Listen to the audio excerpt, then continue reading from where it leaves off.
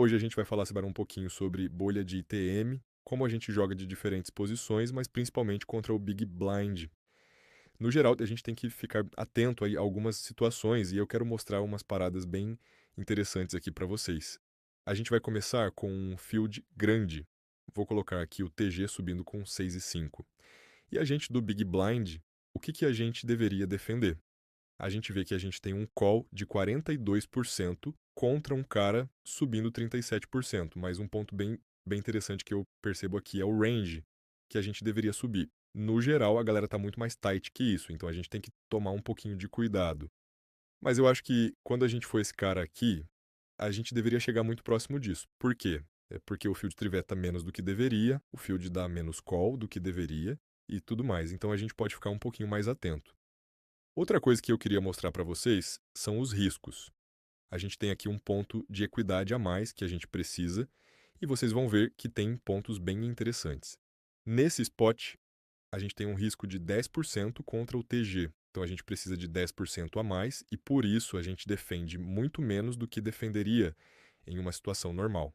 Quando a gente muda para field curto, isso se altera um pouco e, na real, fica até pior. E aí aparece um ponto bem interessante que eu quero ver se vocês concordam comigo. Eu coloquei o hijack subindo para 95. Olha o range do hijack. Subindo o valete, 2 suited, 10 e 4 suited, subindo muita coisa. No geral, o field vai subir menos do que isso. Então a gente já começa a defender um pouco menos. E aqui entra um ponto importante, que são os payouts.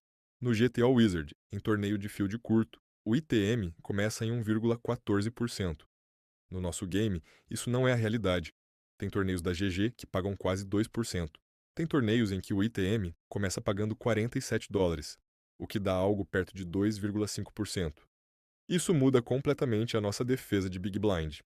O Risk Premium, que antes era de 10%, quando a gente ajusta para essa realidade, praticamente dobra. A gente sai de 10% para algo próximo de 20%. Então o risco de cair nesse ponto é muito grande. E aí eu pergunto para vocês, numa situação dessa, vocês foldariam dama bala off? Alguém estaria foldando valete 8 suited? Tomem muito cuidado com duas situações. Se vocês estão contra um jogador muito loose, recreativo, que beta sizes altas, que dá muito segundo barril e que você sabe que vai te blifar, você tem que estar muito próximo desse range aqui. Agora, se for um cara que não coloca tanta pressão e você consegue realizar bem suas mãos, dá para pagar mais tranquilo. Fiquem muito atentos na bolha. Saibam que vocês têm que ser mais tight.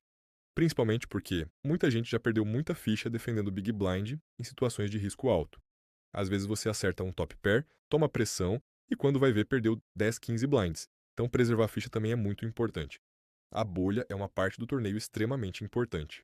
Às vezes o risco dela é tão grande quanto várias posições de um FT. Essas decisões fazem muita diferença no longo prazo. Quando você entende isso, você cai menos bolhas, chega mais inteiro nas fases finais e consegue pressionar, quando realmente é o seu momento.